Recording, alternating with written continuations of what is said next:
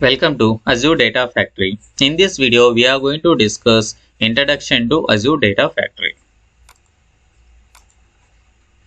In the world of big data, raw and unorganized data is often stored in relational and non-relational and other storage systems. That means the data is stored in relational, non-relational and other storage systems.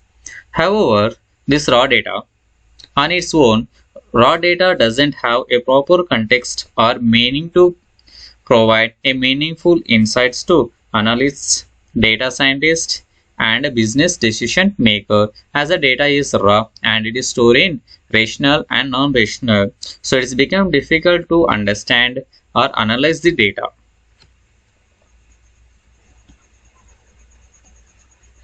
So big data requires a service that can be orchestrated and operationalize processes to refine these enormous stores of raw data into actionable business insights. So as the data is stored in the different ways, that means raw data either in the rational and non-rational, so we require a tool to analyze or to process the data.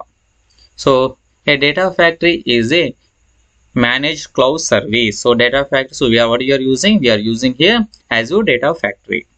So it's a manageable cloud service that built for this complex hybrid extract transform load ETL, extract transform load and extract load transform ELT and data integration projects. So these are the general introduction of the big data Azure Data Factory. If you are not understand any of the terminology, don't worry. While we go to forward, we'll come to understand each and everything.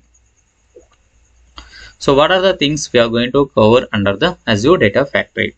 So these are the top level concepts. The first one is pipelines, activities, data sets, linked services, data flows, and integration runtimes. So we are going to discuss each and everything in detail in upcoming videos. Thank you. Thank you.